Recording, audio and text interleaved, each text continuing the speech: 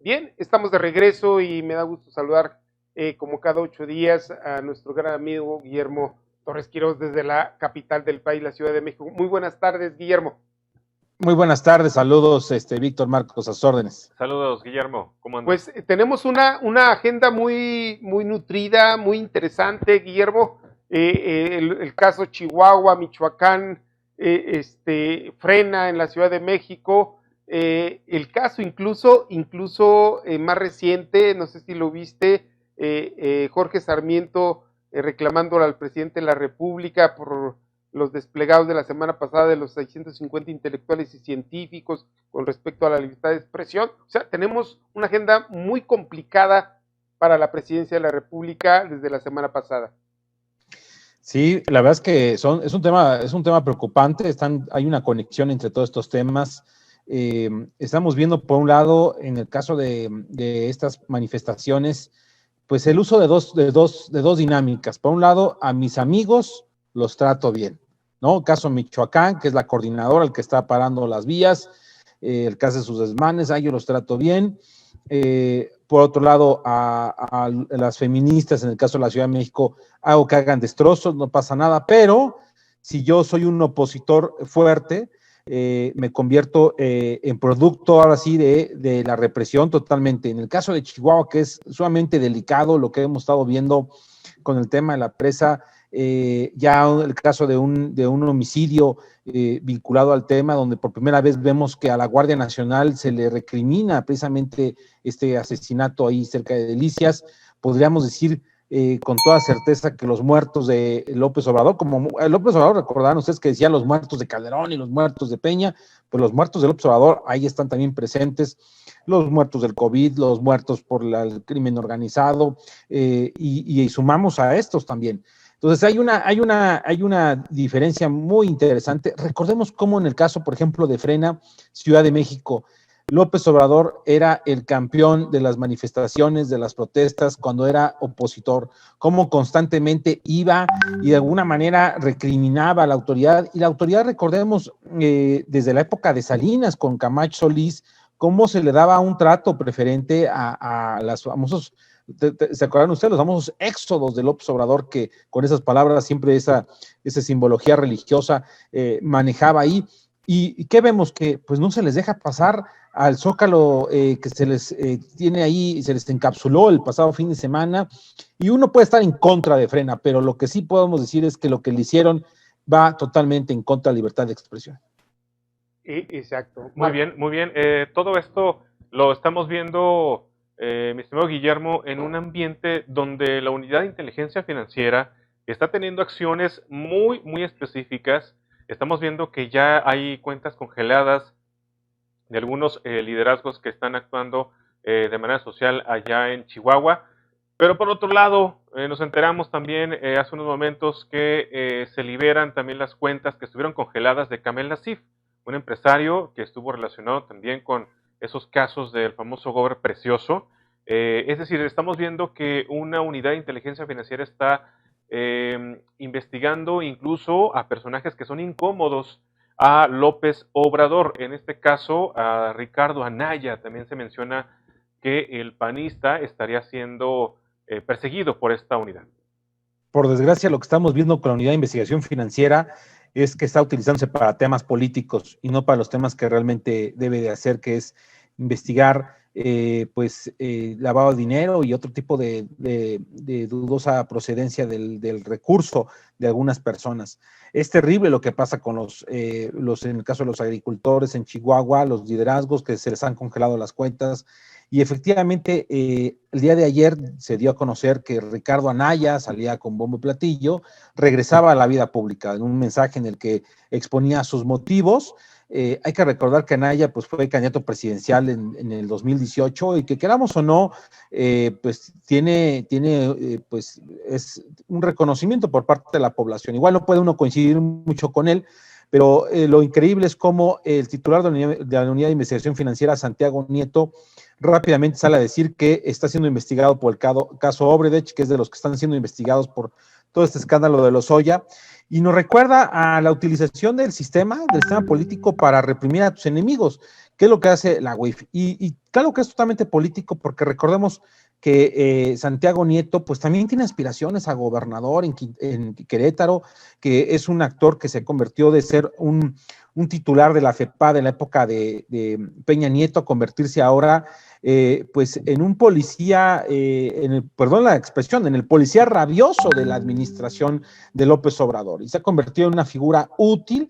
Recordemos cómo, por ejemplo, alguien de las que colaboró muy de cerca con el propio Santiago Nieto hoy en día es consejera del INE, en el caso de Carla Humphrey.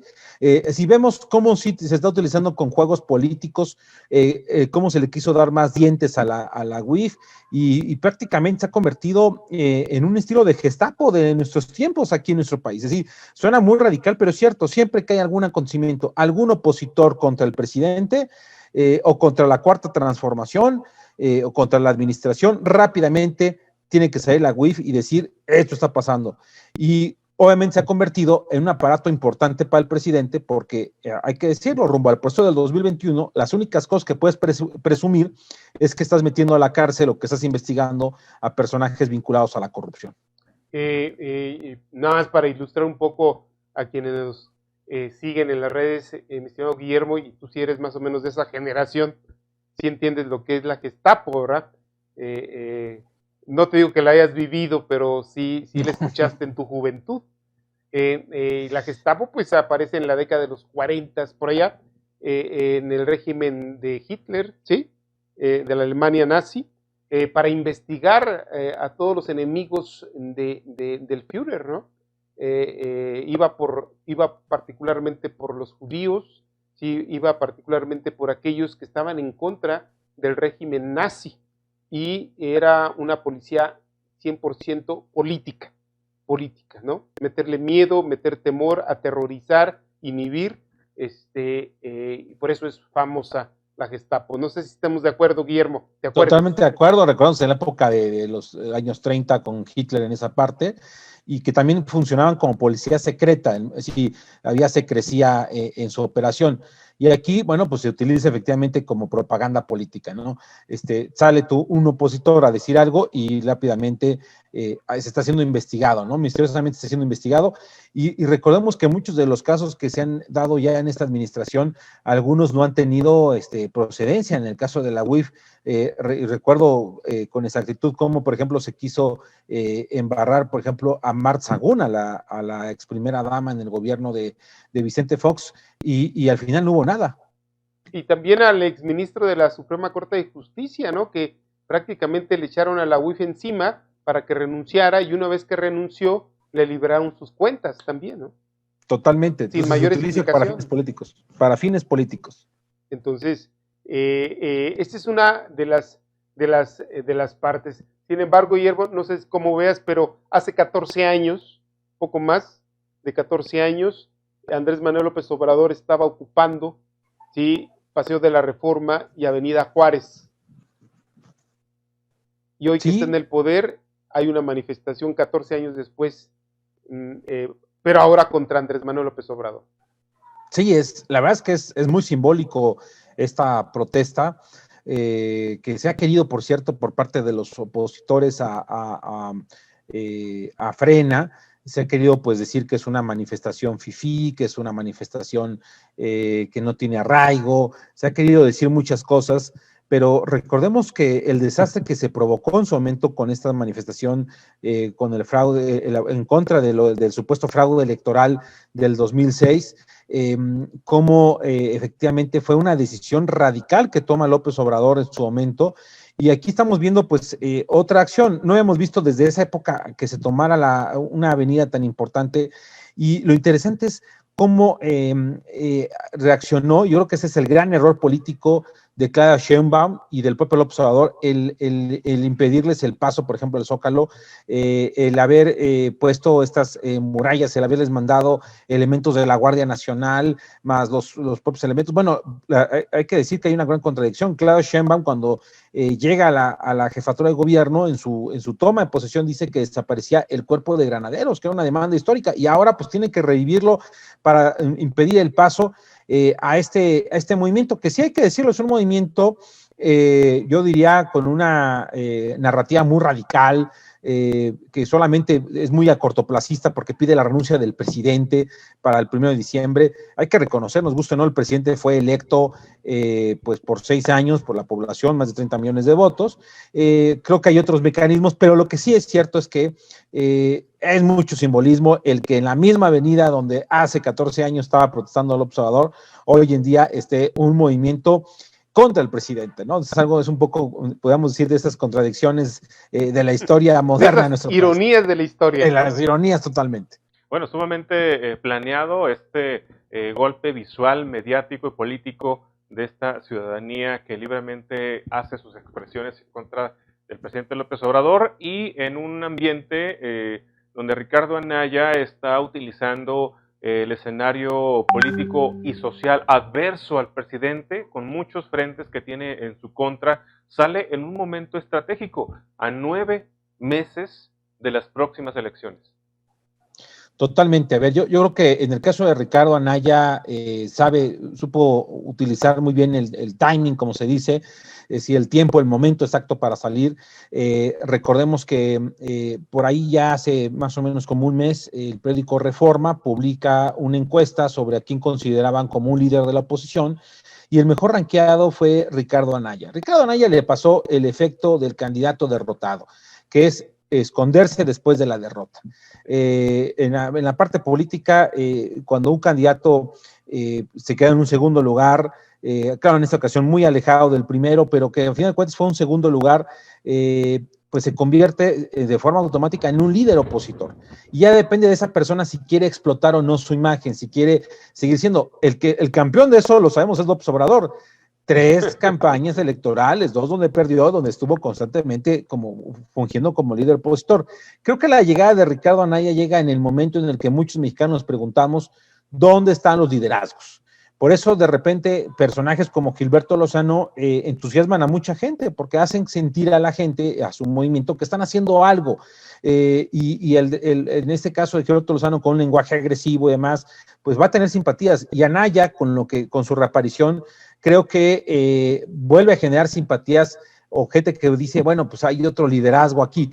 Recordemos que otro también liderazgo que ha estado presente en este poco tiempo de la administración López Obradorista, por ejemplo, ha sido Felipe Calderón, que al negársele el registro como partido político a México Libre, que digo, todo el tema se tiene que resolver en el tribunal, de alguna manera, pues lo convierte también en otra voz.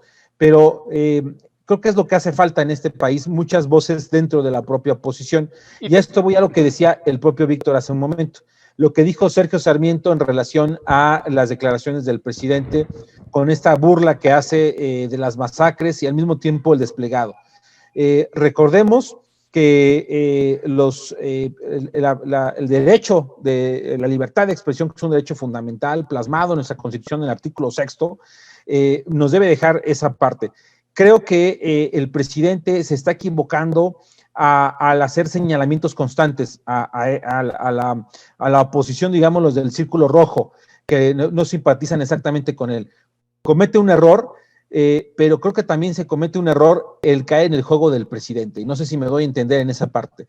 Es decir, el presidente parece que, como sabe marcar muy bien la agenda en la mañanera, caen rápidamente este círculo rojo, en lugar de darse cuenta que deberían de darle un poquito la vuelta y buscar otras alternativas para no caer en el juego presidencial. Estamos de acuerdo. Mira, algunas observaciones, mi estimado Guillermo. La expresión radical de frena, yo siento que también puede ser interpretada como un grito desesperado de la sociedad civil ante tanta equivocación, ¿sí?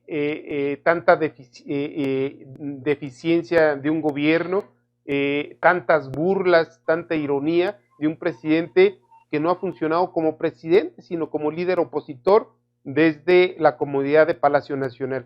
El que ya se vaya, yo creo que más que todo es, ya nos hartaste, ¿sí? Es cuando tus hijos te tienen hasta el gorro, ¿sí? Y tomas medidas extremas. Yo digo que así yo observo el radicalismo que hoy escuchamos de los integrantes de Frena. Quiero que ya te vayas, sí, pero esa es una irracionalidad, sí, pero es el tamaño de la desesperación de una sociedad agredida, agraviada por un presidente que no entiende.